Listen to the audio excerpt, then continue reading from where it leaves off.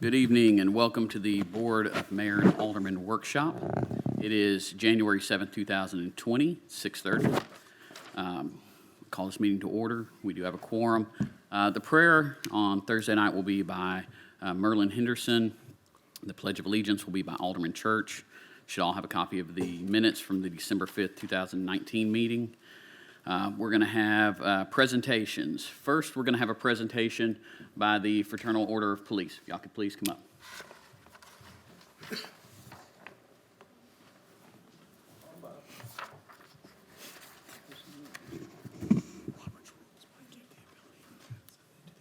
Board of Mayor and Aldermen, thank you for the opportunity to do this.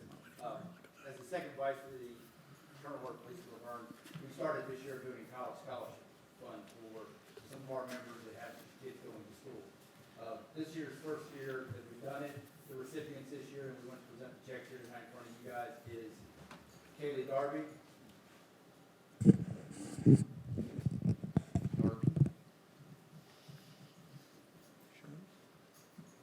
and Sydney Joyner. They both got awarded $500 apiece, the checks were made out to their prospective schools for them to use as they need for their college education. So thank you for this opportunity. All right.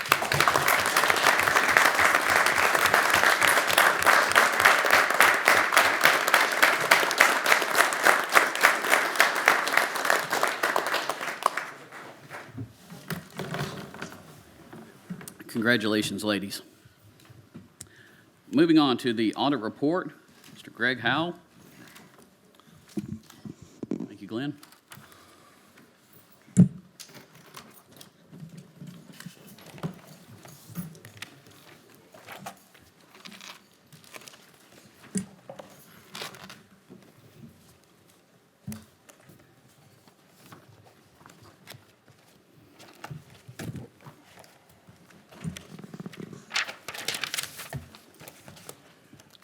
Mayor and Board, I appreciate the opportunity to be here.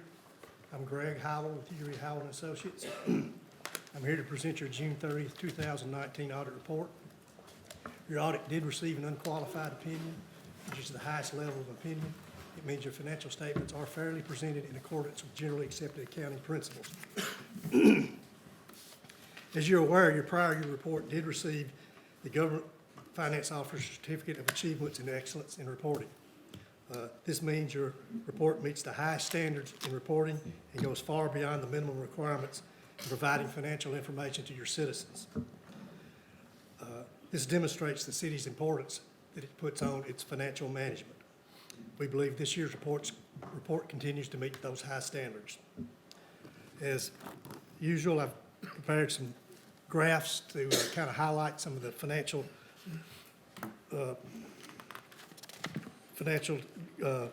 information of the city for the prior year. The first graph shows where your revenues come from. About 68.6% comes from local taxes. That's your property tax, business taxes, local option sales tax, liquor tax, hotel motel tax, franchise taxes, things like that. About almost 19% comes from intergovernmental. That's state sales tax, state shared revenues, federal grants, anything such as that. About 1.5% comes from fines, penalties, which primarily police. About 9.9% from licenses and permits, which is primarily building permits. About 0.4% from uses of money and property, which are some of your fees you charge at the library, your interest income, and your rents. The next graph shows where your expenditures go. It's basically divided up into three categories: your day-to-day operating expenses, which are your current expenditures, your capital outlay, which is for your capital items you buy for each department, and your debt service. Spend about 81% on your day-to-day operating expenses, about 8% on debt service, and about 10% on capital outlay. That 10% represents about $2.7 million in capital outlay expenditures you had in 2019. That was about $1.8 million for fire and police, and about $500,000 for general government, and the remainder for streets and stormwater. The next graph takes your day-to-day operating expenses and divides it among your departments. You spend about 57% of your day-to-day operating expenses on public safety, about 18.6 on general government, 3.3 on library, 3.4 on recreation, 3.5 on health and wellness, and 14.2 on streets and stormwater.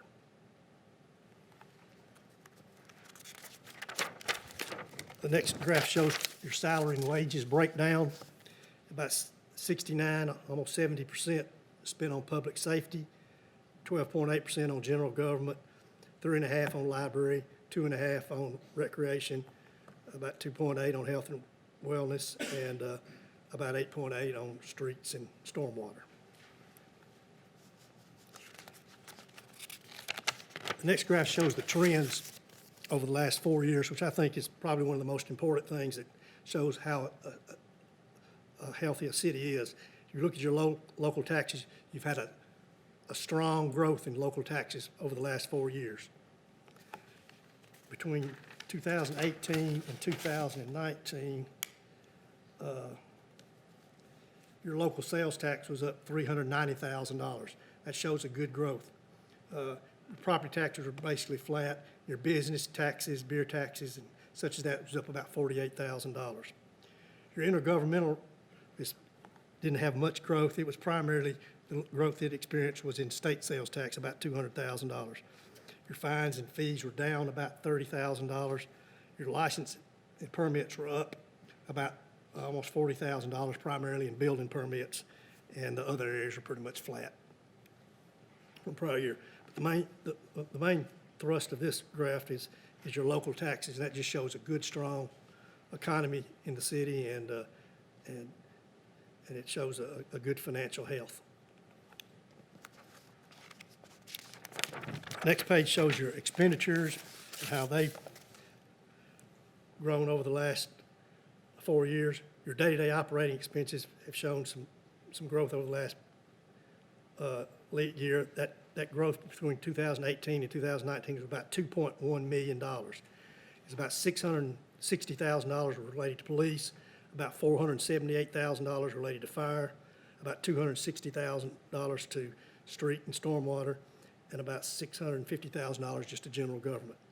Debt service was pretty much flat, and as I said, the capital outlay, you spent about $2.1 million in capital outlay, and that was up about $700,000 from what you spent in 2018. The next just shows your departmental expenditure trends. Your general government was pretty flat, which that's also a kind of a key graph I look at. And you're holding your administrative type expenses, you're holding in pretty steady.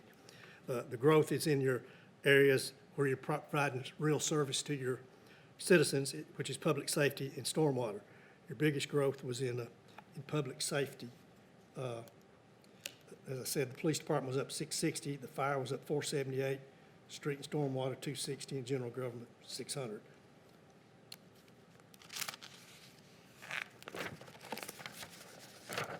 The next graph shows salary and wages. And again, I think key areas, general government, that's your administrative. You even had a little bit of decrease in salaries in the general government area, but I think you had a couple of vacancies in some positions that caused that decrease. It's really pretty flat if you looked at full employment in your administrative area. Public safety showed really the only growth in salary and wages, and that's reflecting about $421,000 in police and about $209,000 in fire was the increase in salary and wages. The other areas were relatively consistent with the prior year, maybe just a little bit of inflation. As you know, you're self-insured for your medical insurance for the city employees, and this is a graph showing the medical insurance fund. During 2019, what each department was charged for those medical services was about $150,000 more than what benefits you paid out. So your fund balance or net position in this fund grew about $150,000. Your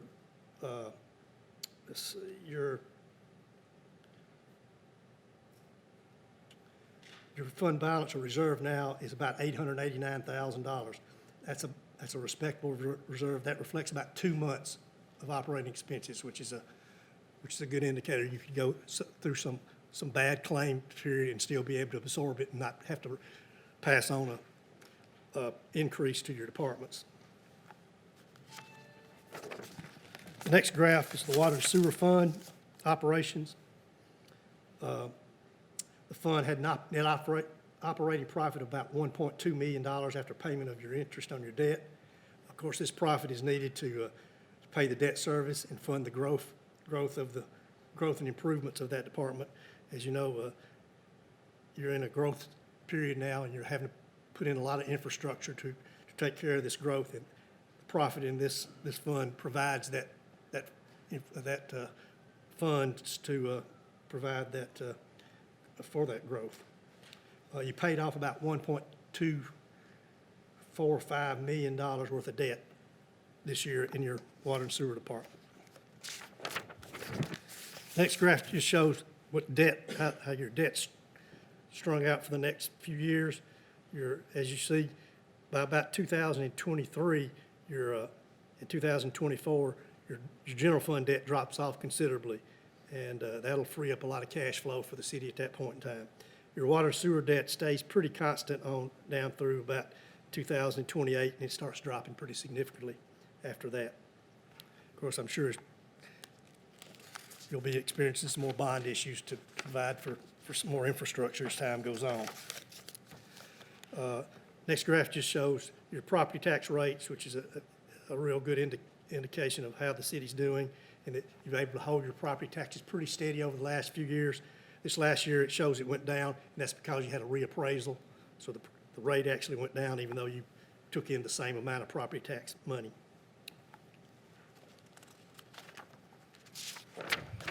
The last graph is fund balance, which really is just a summary of the city's health. Your total fund balance is up about $2.6 million from the prior year. Your unrestricted general fund balance is up about $1.8 million. So your unrestricted fund balance in the general fund is about $21 million. It's up primarily due to sales and business taxes. And this reflects about 10 and a half months of operating expenses. Most professionals say that you should have at least a 6-month reserve, and you've got about a 10-month. So that shows you've got a real good reserve to be able to, if the economy does slow down or something, you'll be able to absorb that pretty readily. As far as findings from the prior year, all the prior year findings your staff addressed and were resolved. The current year findings have already been addressed, and the city has implemented corrective action plans for those. I'll be glad to address any questions at this point. Any questions? Other cities that you all do that's kind of our size and everything, how do we measure up to them as far as? Measure up real well. We do Smyrna as well. Smyrna's got a real healthy fund balance as well. But y'all are real close up there. Mount Juliet is a similar city. It's a really growing area. They're not quite as financially sound as y'all, but they don't have a property tax. That's their reason they're not as financially sound, but they're still in a good position. But as far as most cities across the state, y'all are in the top 75%, I guarantee you. Wonderful. Good. Can you go over some of those findings? Certainly.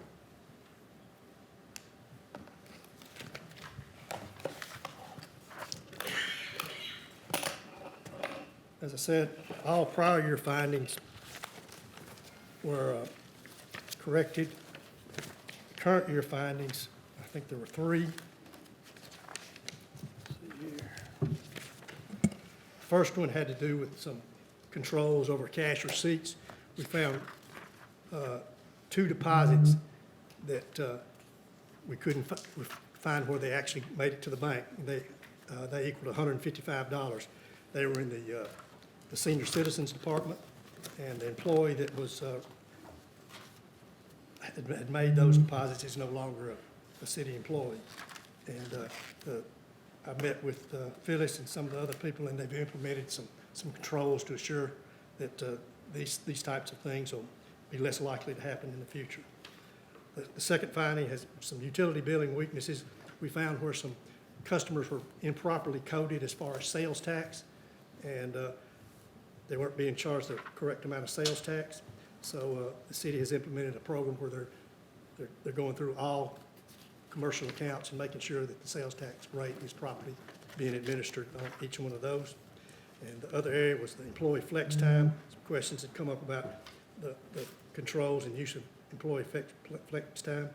We had sent out some questionnaires to all employees and got the information on that. And the city has hired some personnel professionals to address those situations, and understand the recommendations will be coming forward relating to that in the future. Great, thank you so much. You're welcome. Any other questions? Thank you.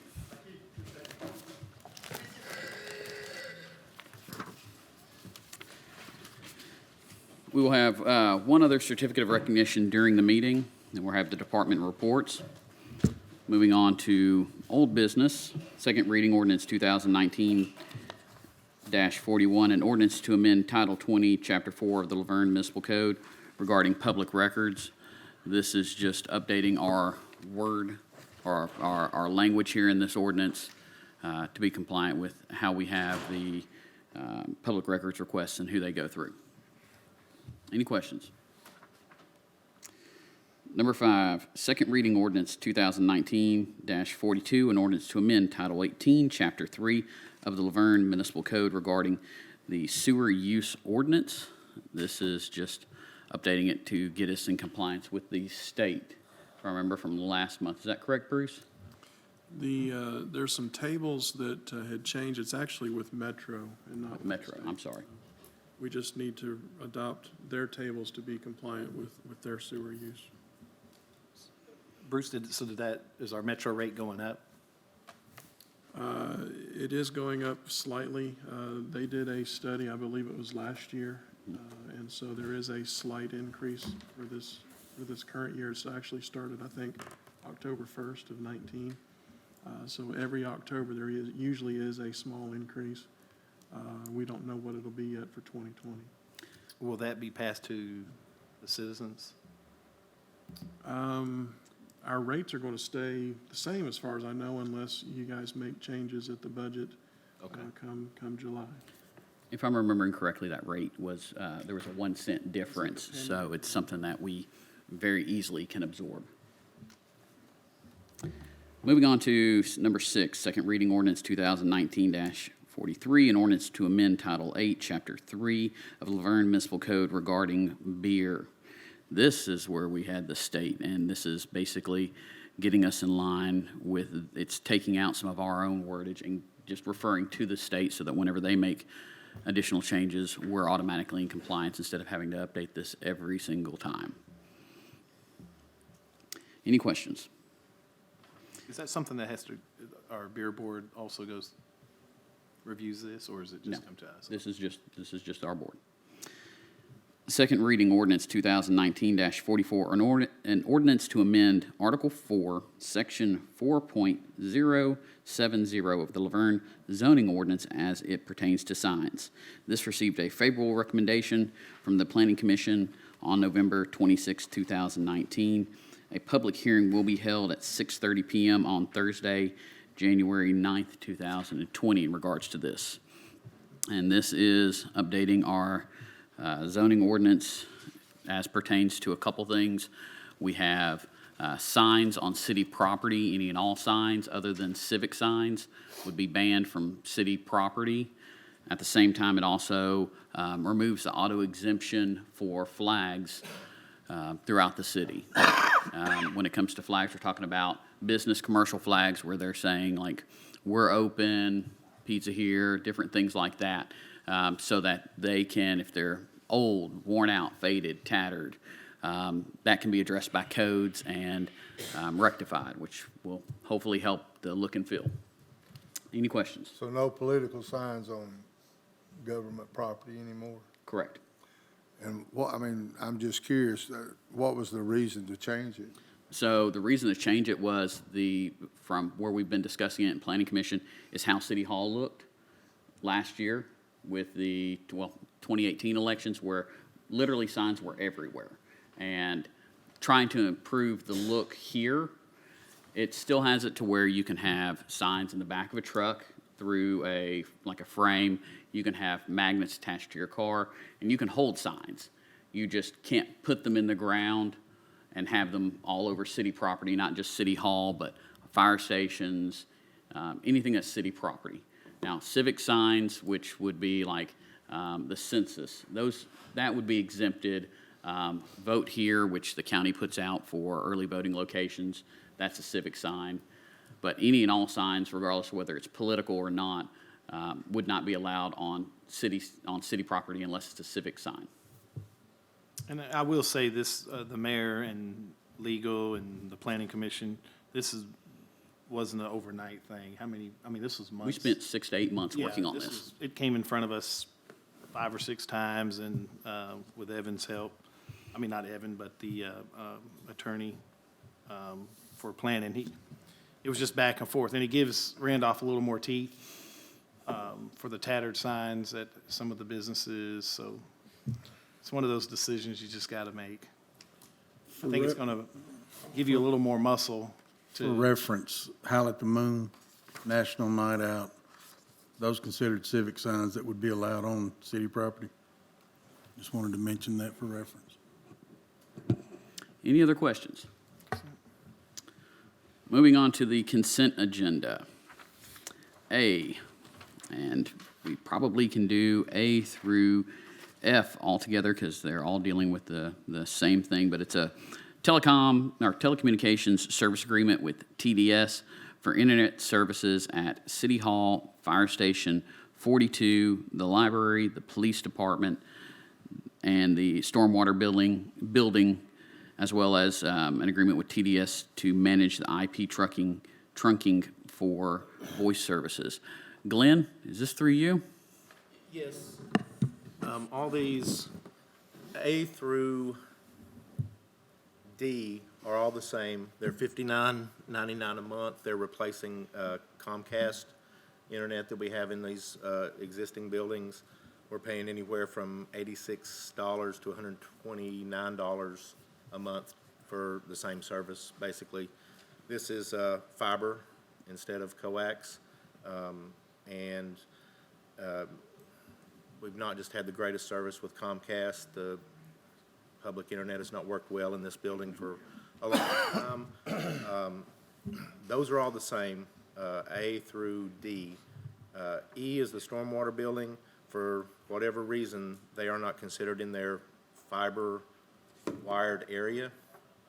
It's all along Murfreesboro Road, but so theirs is $29.99. It's just I think a 25 or 50 meg pipe, but it'll be adequate for what Randolph wants with the internet for the public in there for the new intergov system, and to put a kiosk in there.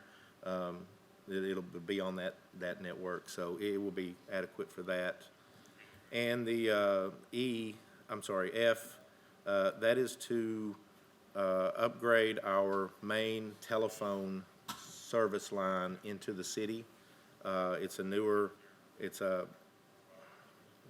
SIP over internet, basically. It's an internet line instead of the copper that we currently have that we've had for years. It's more reliable, and it will drop our price. I think we're paying about $1,000 a month, and it'll take it down to $400-something a month. Plus, it has free long distance, and we pay long distance now, so that's kind of a no-brainer on that one.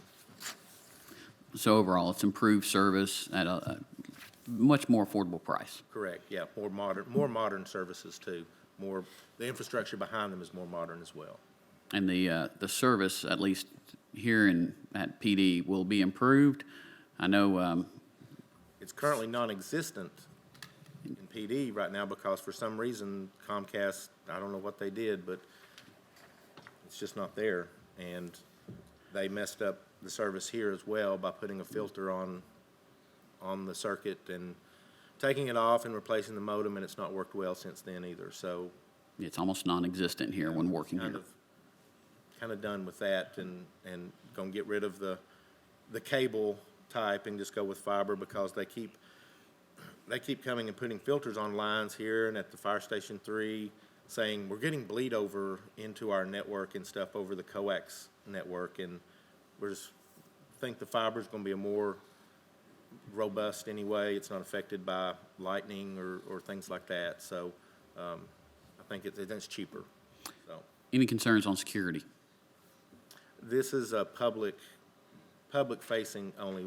This does not touch our city network, internal admin network. This is only internet for the public to use, for business purposes, whatever they may be here, salesmen or, you know, people doing demonstrations or something like that where they need internet to show their product or, you know, send something to the city administrator from their phone or something like that.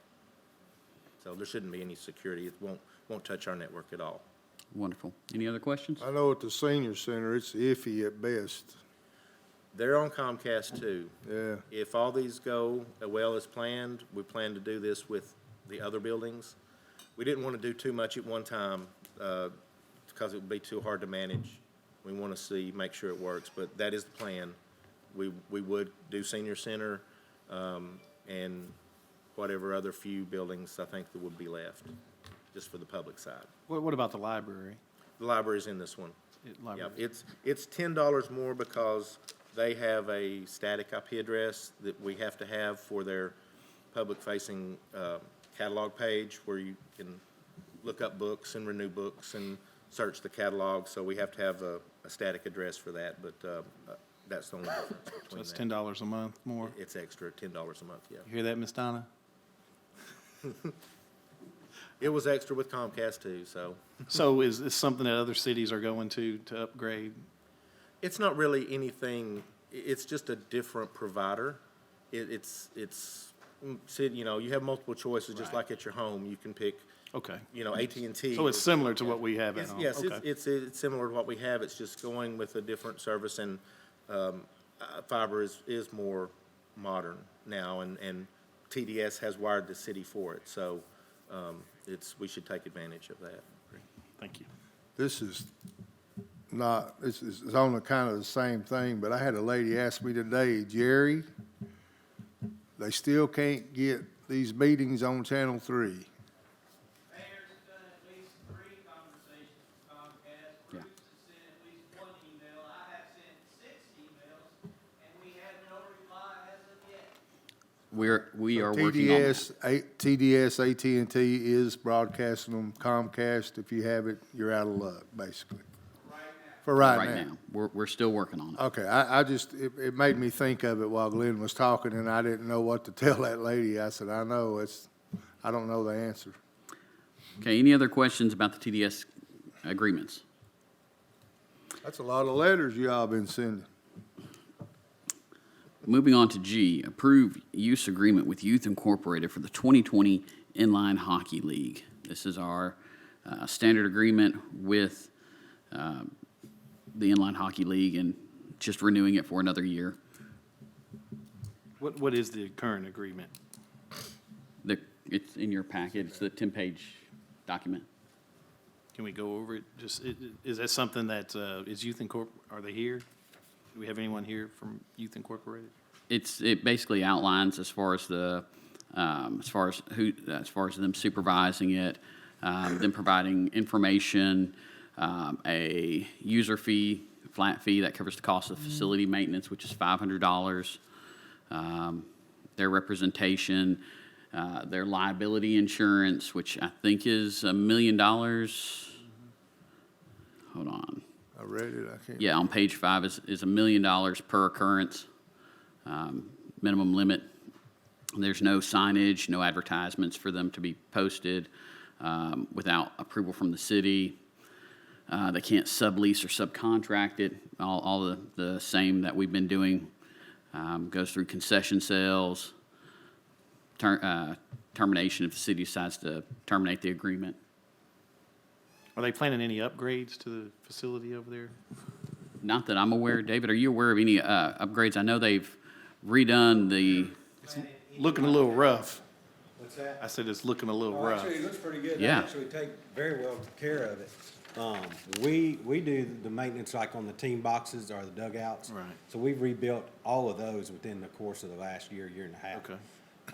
They generally pressure wash it at least once a year. Last year, I believe they upgraded their concession stand, so they totally revamped that. So actually, we don't have any issues out of them. They're good to work with us. If they need something from us, they'll contact us. If we have additional blackout dates that aren't listed in there for some reason, there's no issue with them ever. In fact, he called me last night wanting to know when he needed to sign. So they stay on top of their stuff pretty good. Great. They redid the entire floor as well whenever they did the concession stand. They lifted Yeah. up the facility. They raised it up, redid the outside, put kind of like a lean-to on the front of it, put tin on the roof. So, yeah, they're a good tenant for us. No issues with them, have never had an issue with them. I tell you, if y'all have never been over there, you need to go watch those kids play, man. They're rough, Oh, yeah. and they have fun. They've been a great partner over the years. Yeah. All right, thank you. Thank you, David. H, authorize the fire chief to request a donation of a truck and trailer from Ajax-Turner. And Chief Clark, this is basically a truck that would be donated and be kept over at Station 43, is that right? Currently. If, all this is requesting that I can write a letter to them asking for a donation.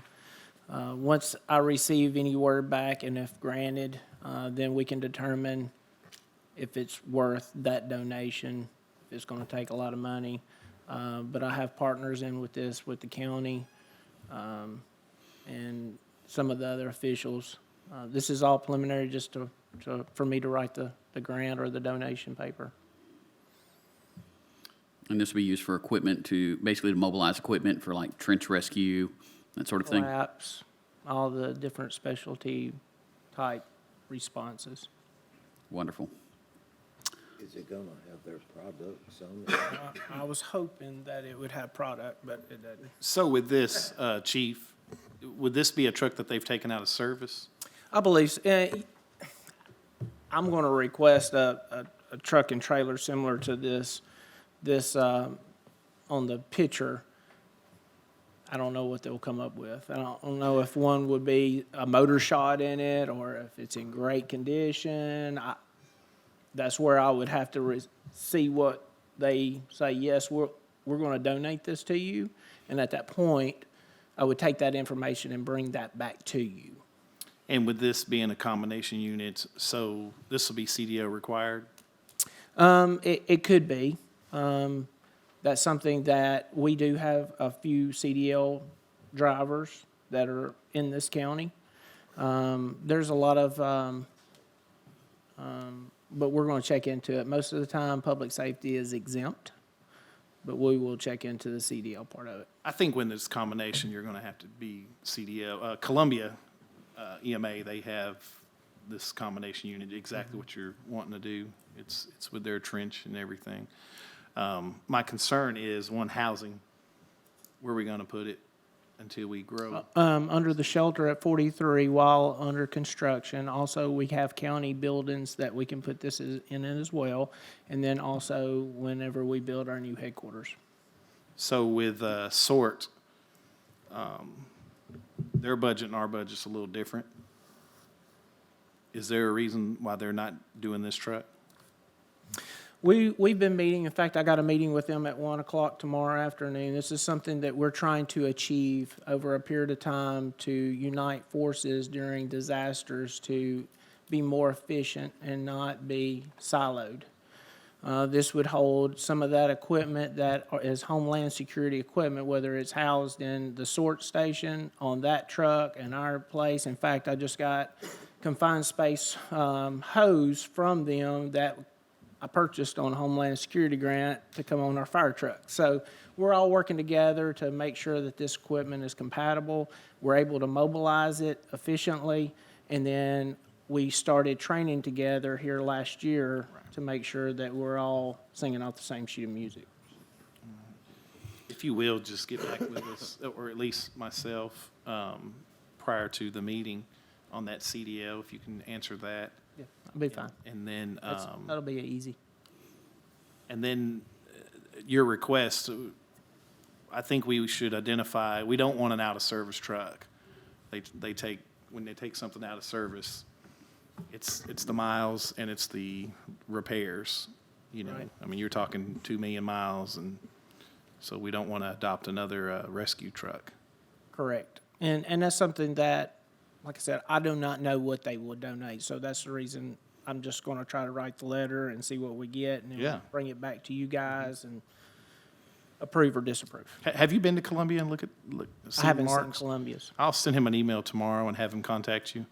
It's exactly what you're talking about, and they have it right across from the GMC plant, Right. right there. Ty Cobb is the fire chief. Yeah, it's sitting in his bay, and it's nice. It's nice. And it's like a 2004 model truck, but yeah, Is it an old beer wagon like it is. that? It's exactly what it is. If it's this size, it will be CDL. Depends on the gross vehicle weight rating of the trailer itself There you go. and the gross combination weight rating.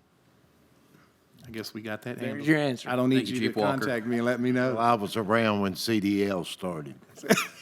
They were He probably chauffeur's made the license policy. back then, yeah. Any other questions on the request for the, authorize the fire chief to request a donation? Moving on to I, approve professional services agreement with Civil and Environmental Consultants, Inc. for a master drainage plan and a regional detention basin. This is through engineering, and it's basically for the area right around Old Nashville Highway, Gamble Lane. It's to do both a master drainage plan and a regional detention basin.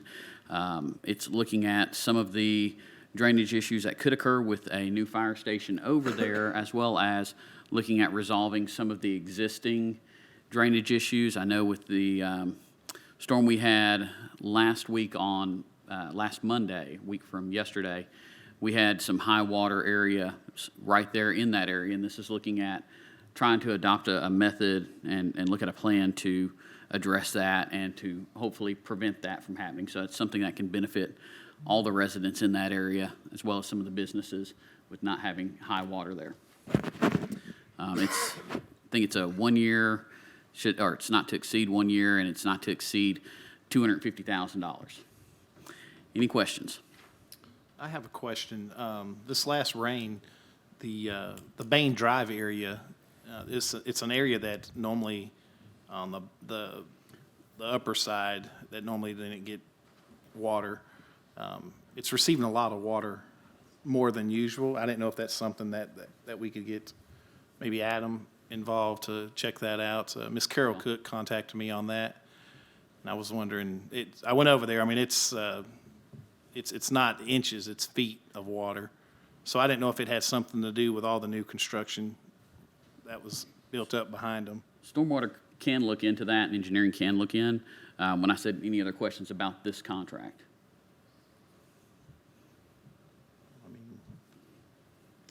No, I don't Okay. think so. Moving on to new business. First reading ordinance 2020-01, an ordinance to amend Title II, Chapter 6, Section 2-601 of the Laverne Municipal Code regarding the membership of the Local Emergency Planning Committee. This is basically changing the wording on the ordinance for the LEPC and adding it, basically making it to be a member from the Codes Department. I believe the current wording is for codes, it's fire marshal or fire inspector, and so it's changing it to be the Codes Department, as the fire department really handles the fire inspection now. Any questions about this? So would that take the place of the representation from codes? No, codes would still have, it's changing the wording in here saying that instead of it saying fire inspector, it says in here that it will be, a member shall be from the Codes Department. And also, one more thing on that. Are we allowed to put someone from the school board on that committee? That would basically, Well, this is a group that's designed for emergency responses. So it would have to go through as an ordinance, and we'd have to basically see if that's appropriate to have, that on there. It would go through this board. Chief, would that be something to add to that board of members, since we are doing a lot of training and cross-training in the schools? I've had a school board member approach me asking to be on the board, so I'm actually going to have her as a speaker next month. One of the things that we have to keep in mind on a local emergency planning committee is that primarily it was made for hazmat planning as far as evacuations, the response, all those kind of things. And that's what that local emergency planning committee was designed to do. Yeah, when it was started back in, I guess what, 2001, Bruce, when we started that? It's been quite a while, yeah. So I was one of the original members on the board, and the ultimate goal of that is to create or design training methods for the instant command system and everything else. Correct. So I thought having a member of the school board, it would really fall right into line. And it's whatever the board decides. One of the things that I think that we need to keep in mind, though, is what that committee is designed to do. Is for that hazardous material disaster type response. Now, the school evacuation is the highest priority. This is our kids and all those kind of things. One of the things that they have at the school board is a safety person. Right. The police department works very closely with them. It's That makes the sense. county school security director, David Grimm, is that person. That's the person, if you're going to do that, should be. It shouldn't be a board member, it shouldn't be a teacher, it should be that person, because David's prior law enforcement, for one thing, SRO, et cetera, and he's done an awesome job with us, giving us access to utilize schools here in the city for training. And SWAT works very closely with him, and he's been involved in a lot of things. So that's my recommendation, not only as a resident, but as chief, too. So maybe what we can do, Chief, our next meeting next month, we can have that on our agenda and come up with a recommendation to submit to this board to allow to add that spot for someone such like himself. Great, thank you. Any other questions? Moving on to number 10, Resolution 2020-01, a resolution of the City of Laverne Board of Mayor and Aldermen to declare property owned by the city to be surplus to the city needs and directing disposal of the same. I've got a couple of items, I believe, from the fire department first. It's washer and dryer as well as a TV. And then we have a lot of seized weapons as well, which my understanding with the weapons is we're actually going to trade those in with a partnership that we have with another business, and it will basically allow us to obtain some equipment that our police need, and it will greatly offset that cost. Is that correct, Chief? That's correct. We can get 15,000 something. It's an attachment. I saw it earlier. Yeah, it's getting there. But that attachment shows that there's 15,000 or so dollars total that they're giving us credit for, and we're going to be able to buy $27,000 worth of weapons for $12,000. And the money's budgeted in a line item already for that. I think Glenn just pulled it up, almost $15,500. Is that something we do a lot, Chief, or just, okay, when they come up, or how's that work? Once it builds to a point to where they have been awarded to us by an order of the court, then we can trade those. Rather than sell them, we do better trading, to be honest. Really? We get a better value than we would if we auctioned or. And they're legal? Yes, Once they sir. go back out into the system, they're legal? Oh, if they're not legal, we can't sell them. We can't trade them. How long does it take for them to clear them? It depends on the individual case. Yeah. It's And the you have to courts. wait till the case is adjudicated, and then you have another waiting period of time, and then we have to take it. Each separate weapon has to go to the judge, have the serial number, et cetera, and the judge actually sign off to destroy it, use it, whatever. Okay. Chief, is this something pretty that, cool. that we needed to bid out on this exchange because there is a dollar amount? Well, the problem you run into with that is if you try to bid it out, you're going to have all kinds of issues with trying to see what you have and who's going to give this for this. And then you have to go through on the bid. With this many items, we'd have to go through all of them, see what somebody's offering to give us. One may say $10 and one may say $100. So I don't know, it's going to get extremely complicated trying to I don't know determine. that we have to. I was just asking, is that something that we would have to worry about coming back, that we did not bid it out? No, sir, I don't think so. Bruce You would got- call my hand on it and would have smacked Ty if it didn't work. I don't know if I'd smack Ty, but, you know. Yeah. My understanding is, the dealer that we're working with, they are one of the very few people that we can buy the equipment that we're needing in the state of Tennessee. So that helps too, because they're kind of a sole source when it comes to what we're needing to purchase. So that helps us as well. So we talked, Felicia and I and Ty and Chief have talked about this for 2 or 3 months now. So it's, we think we're okay with this.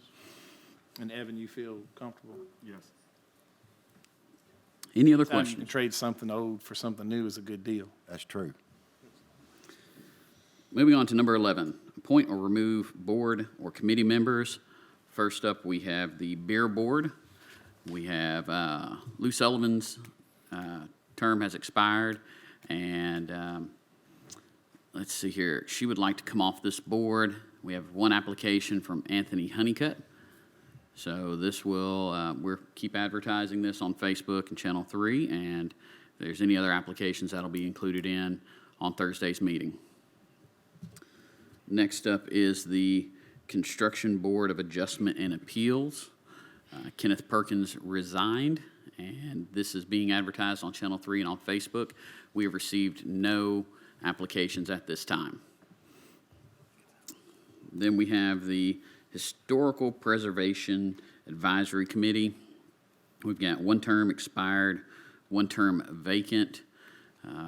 That would be the term of John Murray. His term has expired, and he does not wish to stay on the committee.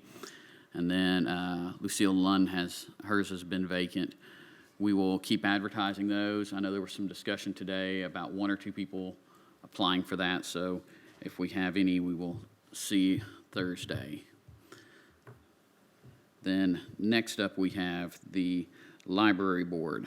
This one, we have one term that's vacant. We have 3 terms that expired on December 31st of 2019. Bridget Cole, Gary Frazier, and Linda Steed would all like to stay on this board. Montique Luster's term she has resigned, and I believe we received one application earlier this late this afternoon, so from Brianna King. So those will all be on the agenda, and this has been advertised on Facebook and on Channel 3. So if there's any other ones, that will be included in on Thursday. E, the Local Emergency Planning Committee. We've got 6 terms that have expired on December 31st of 2019. We have 1 term vacant. We have Mr. Michael Dietz, Glenn Green, Phyllis Rogers, Adam Rose, Garland Russell, and Randolph Salyers. Their terms expire at the end of December.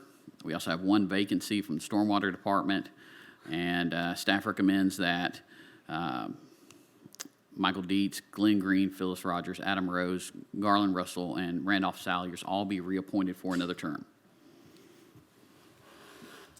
Next up, we have Stormwater Appeals and Advisory Committee. We've got 1 term expired on December 31st, 2019, and we have 1 term that's vacant.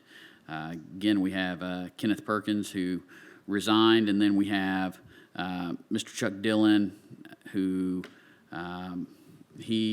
we've not heard back from him yet. I know Chuck, so I'll reach out to him as well. But we'll see if he wants to stay on, but we've not received any applications yet from anyone. So we will see if Mr. Dillon wants to stay on, and if anybody applies for this, that will be added to the packets for Thursday. The Board of Zoning Appeals, this is just an FYI, we have 2 terms that expire at the end of January 2020. It's Graham Coates and Craig Pollock. We will contact them and see if they want to remain on this board. Next, we have the Construction Board of Adjustment and Appeals. We have 2 terms that expire at the end of January. That's Mr. David Waldron and Kevin Rowland. We will contact them to see if they wish to remain on this board. Greenway Advisory Committee, we've got 1 term expiring at the end of January. That's Leslie Ballard. We will reach out to her to see if she wants to remain on this committee. And then last, we have the Senior Citizens Advisory Committee. 2 terms are coming up at the end of January. That would be Ivy Brown and Mary Jane Skinner. We'll reach out to both of them to see if they would like to stay on this committee. And we do have 1 application for this board. Elizabeth Dandler has applied for it. But at this point, that's just information only. This will come back before the board next month. Moving on to Alderman or Mayor and Alderman comments. Alderman, no. I just wanted to ask a question about something. Whatever happened to the talk about raising the impact fees and stuff? There's a study that is currently going on. That will be brought before the board whenever completed with recommendations. So we don't have no kind of ETA about that. I'd like to see those numbers go up for more money on that little piece of pie. I just want to apologize for not being here last month. I was with a bunch of wild people up in Gatlinburg, and the bus, we were supposed to be back in time, but I got outvoted 45-1, so we ended up stopping, and I don't even know where we stopped at coming back, but we didn't get back to 8:30, so I just wanted to apologize for not being here. That's it. Alderman Church. I have a meeting Thursday with Director Spurlock with Rutherford County Schools to discuss some of the, I guess, the crime situations that we're currently facing with the juveniles and young adults that Chief Walker and I have discussed, and members of the LEPC meeting. So reaching out to the county school board, I've talked to some of their folks also, but the director himself, I have a sit-down with him at his office at 11 o'clock Thursday, and I hope to bring back some positive vibes, thoughts, prayers, advice, whatever he may be able to give us, and discuss some things with the board, maybe Thursday. But I look forward to that. I'm excited about the new year. It's 2020, and we have there's a lot of construction going on in our city, so I'm just excited to watch it grow. Thank you. Alderman Jones. Nothing, thank you. Vice Mayor Brown. No, thank you. Well, I just want to wish everyone a happy new year. 2020 is going to be great for the city. We've got a great team, and we're going to push forward to make Laverne a better place. Call this meeting adjourned. Call it.